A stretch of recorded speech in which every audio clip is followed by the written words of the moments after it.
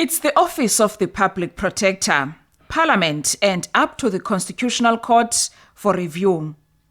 That's the route some of the high-profile investigations by this office have followed. One of them was the Nkandla report by former Public Protector Professor Thuli Madonsela.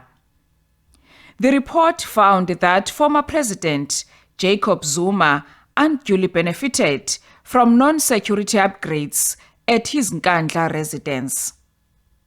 Nkandla.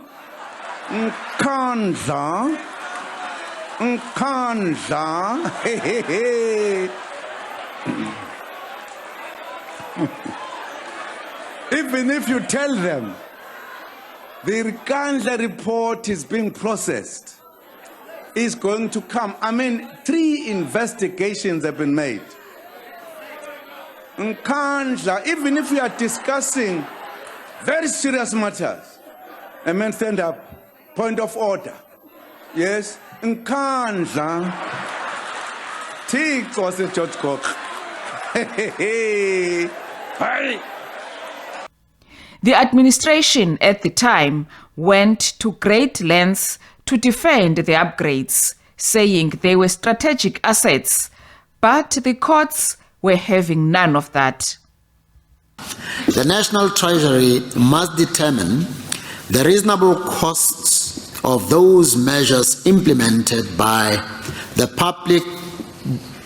Department of Public Works at the President's Nkandla homestead that do not relate to security, namely the visitor center, the amphitheater, the cattle kraal, the chicken run, and the swimming pool only. Years later, the Office of the Public Protector under Advocate Busisiwe Mkhwebane found that President Cyril Ramaphosa had breached the Executive Code of Ethics regarding the 500,000 rand donation from Busasa that was for his CR17 presidential campaign. But the Constitutional Court ruled in his favor. The Public Protector was wrong on the facts and on the law with regard to the issue whether the President had willfully misled Parliament, and the High Court was right to set aside her finding. More recently, Ramaphosa was again investigated by this office regarding the theft of US dollars at his Palapala game farm.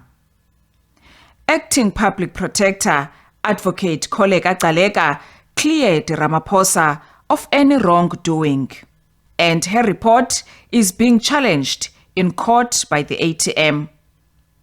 As regards to accounting to Parliament, I have said that I'm willing, prepared, and able to subject myself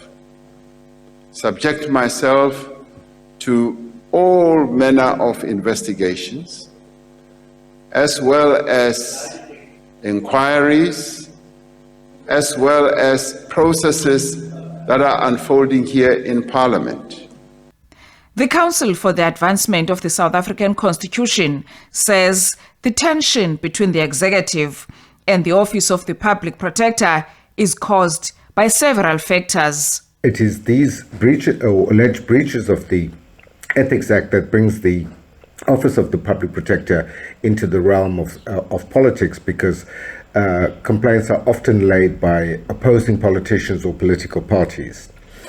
This is also compounded by the failure of Parliament itself to exercise effective and meaningful oversight of the executive. Others say, in addition to that, it's because the executive appoints the incumbent. Their biggest role is to keep the executive accountable, but at the same time, the executive is technically their bosses. And this is a tension that exists and will continue to exist. And it's almost, in a way, I would argue, built into the system. And it requires maturity on both the side of the people who are in power, aka the president and their executive.